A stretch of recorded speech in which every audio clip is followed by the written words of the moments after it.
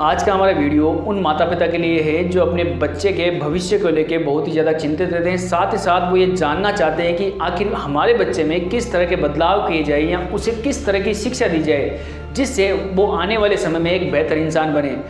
आप सबसे पहले ये ध्यान रखें कि आप अपने घर का माहौल बड़ा ही अच्छा बना के रखें। ऐसा ना हो कि आपके घर में लड़ाई झगड़े हो रहे हैं, आप दोनों के बीच में, पति पत्नी के बीच में नहीं बन रही, माता पिता एक दूसरे से लड़ रहे हैं बार बार। अगर इस तरह का माहौल आपके घर में होगा तो आपके बच्चों के ऊपर पूरी तरह से नकारात्मक प्रभाव पड़ेगा, जिसकी वजह से बच्चे अंदर ही अंदर गलत विचारों को धारण करना चालू कर देंगे। साथ ही साथ जो आप अपने मुंह से शब्द बोलेंगे, जैसे मान लीजिए आपने गाली बकी या कुछ भी गुस्से में आके किसी तरह के शब्द बोले, बच्चे उन शब्दों को पकड़ते हैं, क्योंकि बच्चों की मेमोरी जो होती है किसी भी चीज़ को सीखने के लिए बनी होती है। अगर आप बच्चों के सामने जैसा व्यवहार करोगे, आप अपने घर का माहौल जितना ज़्यादा ख़राब रखोगे, तो बच्चे के दिमाग में ये बातें बैठती जाएगी कि मेरे घर का माहौल जो है बिल्कुल अच्छा नहीं है, और वो अंदर ही अंदर अपने आप को कोसता रहेगा और सोचेगा कि मैं किस घर में पैदा हो गया। वो उदास रहेगा, वो किसी से कुछ बात नहीं करेगा,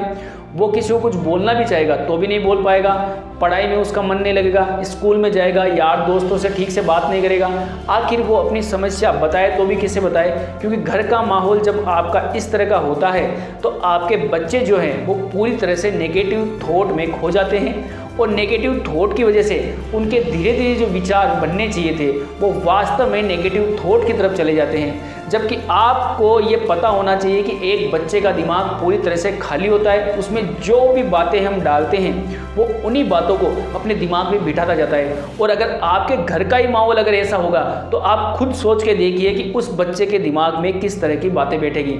इसीलिए आप ये कोशिश करें कि अपने घर का माहौल ज़्यादा लड़ाई झगड़े ना करें। एक दूसरे से जब कन्वर्सेशन करो आप, तो ये कोशिश करें कि आप शांति के साथ में बात करें, चिल्ला के ज़्यादा तेज़ आवाज़ में बात ना करें, क्योंकि अगर आप चिल्ला के तेज़ आवाज़ में बात करोगे तो हो सकता है ये प्रवृत्ति आपका बच्चा भी सीख रहा हो और आने वाले भविष्य में वो आपसे भी उसी लहजे में बात करे। तो सबसे पहले आप ये कोशिश करें कि आप अपने घर का माहौल एकदम शांति में, और ये कोशिश करें कि वहाँ पर ज़्यादा लड़ाई झगड़े आप ना करो अपने बच्चों के सामने। अगर आपको कोई बात बोलनी भी है घर में किसी को, तो आप अपने बच्चों को वहाँ से कुछ देर के लिए खेलने के लिए भेज दो, या जब वो नहीं है उस समय आप इस तरह की बातें करें, क्योंकि जितनी ज़्यादा आप नकारात्मक बातें बच्चों के सामने करेंगे वो उतनी ही ज़्यादा नकारात्मक बातें सोचते जाएंगे और उनका व्यवहार जो है वो नकारात्मक बनता जाएगा, और समय के साथ वो अपने में होने वाले बदलाव को ठीक से ना तो समझ पाएंगे और ना ही किसी मुकाम पे पहुंच पाएंगे। आपके बच्चों में जो भी एज के साथ में बदलाव होते हैं, आप उन एज के बदलावों को समझने की कोशिश करें कि हमारे बच्चे में जो एज के साथ में बदलाव हो रहे हैं वो किस तरह से हो रहे हैं।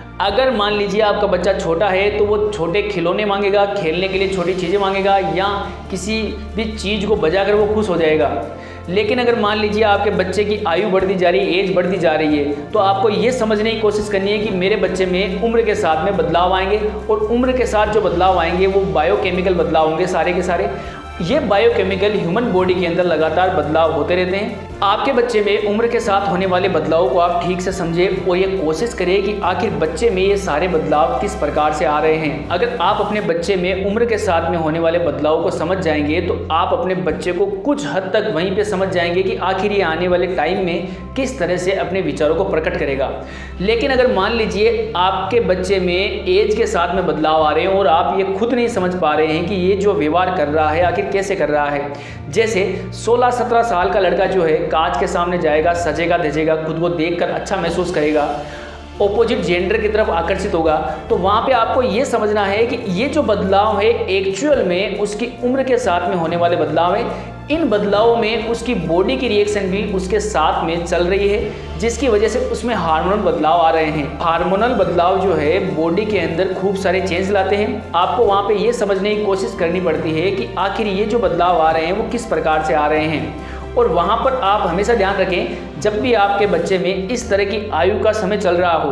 तो आप उस समय उसकी आयु के साथ में उसको समझने की कोशिश करें। आप ऐसा ना हो कि उसको छोटा बच्चा समझकर आप डांटें, या आप उसको ये बोले कि यही करना है, तुझे इसी तरह से रहना है, तुझे यही दोस्त बनाने हैं, तू इसी के साथ बैठेगा, तू इसी के साथ खाना खाएगा, तू यहाँ पे ही जाएगा।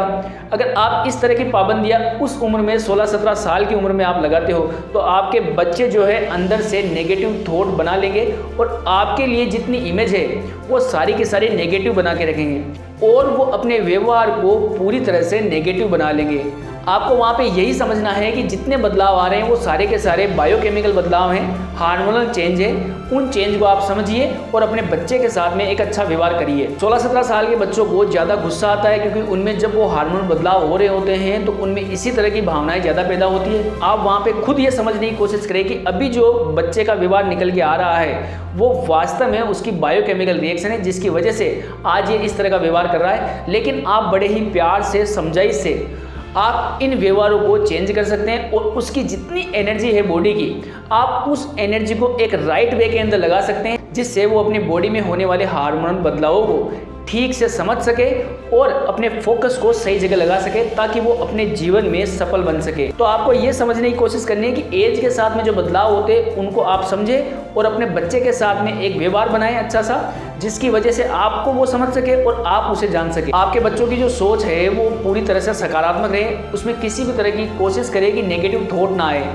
आप बार बार अपने बच्चे को पॉजिटिव थॉट की तरफ ले जाए और जब भी वो कोई काम कर रहा है तो उसके काम की आप सराहना करें, प्रशंसा करें। आप ये ना कहें कि तूने इस काम को खराब कर दिया है, तू ये काम कभी नहीं कर सकता। अगर आप इसी तरह का उसे बार बार बोलेंगे तो ना तो वो उस काम को कर पाएगा और ना ही कोई नया काम अगर वो कोई सीख रहा होगा या कोई चीज़ करना चाहता है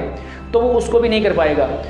अगर वो कोई काम कर रहे हैं या कोई चीज़ कर रहे हैं तो आप ये कोशिश करें कि उस काम में आप उनका साथ दें और उस काम की सराहना करें और ये समझाएं कि इस काम को इस तरीके से भी किया जा सकता है। अगर आप इस तरह का व्यवहार अपने बच्चों के साथ करते हो तो वो आपको अपना दोस्त मानेंगे और साथ ही साथ ये भी समझने की कोशिश करेंगे कि इस काम को कैसे किया जाता है। लेकिन अगर मान लीजिए आपके सामने आपका बच्चा कोई काम कर रहा है और आप गुस्से में आकर उस पर चिल्ला रहे हो या आप उसे दो बातें सुना रहे हो तो बच्चा बिल्कुल भी जो काम कर रहा है वो नहीं करेगा। साथ ही साथ आपके बारे में एक नेगेटिव इमेज आएगी। जब भी वो कुछ नया करने की कोशिश करेगा तो आपके सामने कभी भी नहीं करेगा और हो सकता है उसके मन में ये सारे विचार जो है दब जाए और वो कुछ भी अच्छा काम करने के लिए आगे ना बढ़े। तो कोशिश करें कि आपका बच्चा जो भी कोई काम कर रहा है आप उसकी सराहना करें और उसके काम में उसका हाथ बटाएं ताकि वो उस काम को जल्दी सीख सके। आपका व्यवहार जो है आपके बच्चों के साथ बड़ा ही फ्रेंडली होना चाहिए। ऐसा ना हो कि आपका व्यवहार ऐसा हो कि बच्चे आपको हर बात कहने से कतराए, वो आपके सामने आए तो उनका चेहरा उतर जाए, वो आपके सामने आए तो कुछ बोल नहीं पाए।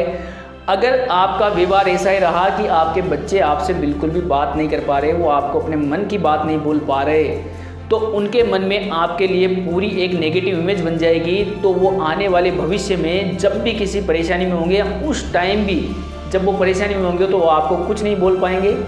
और अपने मन में सारी की सारी बातों को दबा लेंगे। आप बच्चों से ठीक से बात करने की कोशिश करें, समझने की कोशिश करें कि आखिर वो कहना क्या चाहते हैं, किस तरह से वो बात कर रहे हैं, उनकी उम्र के साथ में जो बदलाव हो रहे हैं वो उसमें किस तरह की बातें पसंद करते हैं, उनको अभी किस तरह का माहौल चाहिए, अभी उनको खुशनुमा माहौल चाहिए। तो आप ये कोशिश करें कि उनके सामने वैसा ही व्यवहार दिखाएं। ऐसा ना हो कि आपका बच्चा दुखी है और आप उसको और ज़्यादा डांट रहे हो और आप बार बार ये कह रहे हो कि तूने ये काम गलत किया है, तुमसे ये नहीं होगा। आपका व्यवहार अगर अपने बच्चे के साथ में दोस्ती जैसा नहीं है तो आपका बच्चा जो है आपसे कुछ नहीं सीख पाएगा, क्योंकि वो आपको कुछ बताएगा तभी आपको कोई बात समझ में आएगी कि हाँ ये कहना चाहता है और इस बात का मुझे सॉल्यूशन ऐसे करना है। लेकिन अगर आपका व्यवहार पूरी तरह से घर में नकारात्मक है और आप बात बात पे चिल्लाते हो, हर बात पे आप बच्चों को डांटते हो, तो आपके बच्चे जो है आपको कोई भी बात नहीं कह पाएंगे। तो आपको अपने बच्चों के साथ में फ्रेंडली माहौल रखना है घर में और साथ ही साथ ये भी ध्यान रखना है अगर आप किसी और से भी घर में बात कर रहे हो तो उनसे भी आप फ्रेंडली बात करें, क्योंकि जब आप उनसे फ्रेंडली बात करेंगे और बच्चा आपके व्यवहार को देख रहा होगा तो बच्चा ये सोचेगा कि जो मेरे पेरेंट हैं मुझसे आराम से कोई बात करेंगे और मेरी हर बात का जवाब देंगे, क्योंकि ये मेरी बात को सुनेंगे, क्योंकि वो आपको देख रहे हैं लगातार। और बच्चा जो देखता है वो का वही सीखता है। अगर आपका व्यवहार एकदम हंसमुख है तो आपके बच्चे का व्यवहार भी सेम टू सेम वैसा निकल के आएगा। अगर आपके बच्चे के सामने आप किसी की समस्या को सुनते हो और ठीक से उस समस्या का जवाब देते हो आराम से, तो आपके बच्चे के मन में ये होता है कि मैं अपने पिताजी को या माता को कोई भी बात बताऊंगा तो वो मेरी हर बात को सुनेंगे और मुझे उस बात का सॉल्यूशन भी बताएंगे। तो आपको फ्रेंडली माहौल बना के रखना है अपने बच्चों के साथ में। ज़्यादा चिल्ला के या तेज़ आवाज़ में बात करना या ज़्यादा आप बच्चों को डराएं, ये आपके लिए बिल्कुल सही नहीं है, ना ही आपके बच्चों के लिए सही है। तो अपने घर में एक ऐसा माहौल बनाएं जहाँ पर बच्चे आपके साथ दोस्ती जैसा माहौल महसूस कर सके। आने वाले टाइम में आपका बच्चा क्या करेगा, किस तरह की प्लानिंग करेगा, किस तरह का उसका फ्यूचर होगा, वो अपने फ्यूचर में क्या करना चाहता है, वो क्या बनना चाहता है, वो अपने फ्यूचर को कैसे देखता है, वो दुनिया को अपनी नज़रों में कैसे देखता है, ये सारी बातें आपको पता होनी चाहिए। अगर आप अपने बच्चे के फ्यूचर को लेके पूरी तरह से चिंतित हैं तो आपको ये पता होना चाहिए कि बच्चा जो है वो किस तरह से विचार करता है, उसका एजुकेशन सिस्टम कैसा होना चाहिए, उसको कौन सी चीज़ सिखानी चाहिए, किस फील्ड में वो जाना चाहता है, कैसा उसका व्यवहार है। आप अपने बच्चे को बार बार गाइड करेंगे, फ्यूचर के बारे में सिखाएंगे। उसके बाद में अगर उसे लगता है कि मुझे इस फील्ड में जाना है तो आप बच्चे के ऊपर कोई भी फील्ड थोपे नहीं, क्योंकि उसे जो अच्छा लगे वही करने दे। ऐसा ना हो कि आपका बच्चा बनना तो चाहता है डॉक्टर और आप ये कहोगे कि नहीं तू वकील बनेगा। अगर आप इस तरह का व्यवहार अपने बच्चे के साथ में करेंगे तो आपका बच्चा जो है उस फील्ड में कुछ भी अच्छा नहीं कर पाएगा, क्योंकि अगर किसी बच्चे का इंटरेस्ट किसी चीज़ में है तो उसी चीज़ को कर सकता है। आप बिना इंटरेस्ट के किसी बच्चे को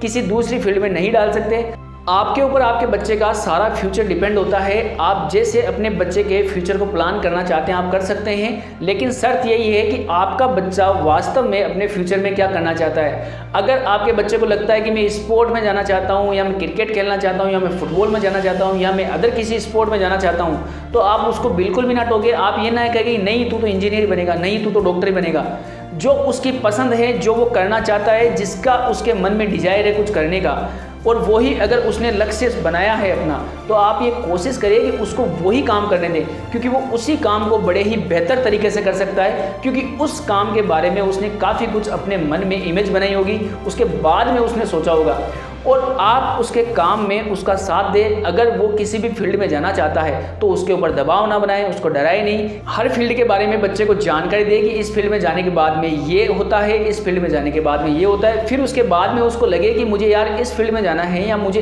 इस ट्रैक पे जाना है, तो आप उसको समझाएं कि इस ट्रैक पे जाने पे इस तरह से आपका फ्यूचर बनेगा और आप इस ट्रैक पे जाकर आप ये सारी चीज़ें कर सकते हो। अगर आप अपने बच्चे को पहले से ही फ्यूचर प्लानिंग के बारे में कुछ ना कुछ सिखाते हो और समझाते रहते हो कि इस तरह से ये फ्यूचर प्लानिंग की जाती है, तो आपका बच्चा आने वाले टाइम में बहुत जल्दी सक्सेस होगा। इस तरह से अपने बच्चे को गाइड करते हो और समझाते रहते हो तो आपका जो बच्चा है अदर बच्चों से बहुत जल्दी अपने फ्यूचर की प्लानिंग कर लेगा। अपने फ्यूचर में आने वाले समय में क्या करने वाला है उसका भी उसे पता चल जाएगा। लेकिन ऐसा हो गया कि आपका बच्चा 20 साल का हो गया और आपके बच्चे को बिल्कुल ये नहीं पता कि मुझे क्या करना है, क्योंकि आपने कभी उसको बैठकर सिखाया ही नहीं फ्यूचर प्लानिंग क्या होती है, किस तरह से अपने डिजायर को पूरा किया जाता है, किस तरह से अपने लक्ष्य बनाए जाते हैं। ये सारी बातें जब आपने अपने बच्चे को सिखाई नहीं तो आप अपने बच्चे से कैसे उम्मीद कर सकते हो कि उसे पता हो कि उसका लक्ष्य क्या है। क्योंकि बच्चे की मेमोरी में खूब सारे विचार आते हैं, वो खूब सारी बातें सोचता है, उसकी थॉट बहुत ज़्यादा चलती है, वो ये सोचता है कि मैं ये भी कर लूँ, ये भी कर लूँ।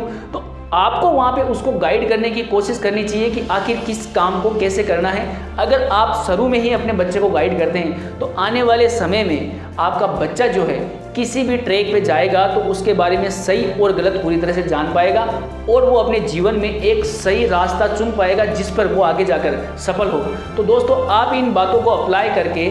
आप अपने बच्चों का फ्यूचर बना सकते हैं। साथ ही साथ आप ये भी समझ सकते हैं कि आपको किस तरह से अपना व्यवहार करना है।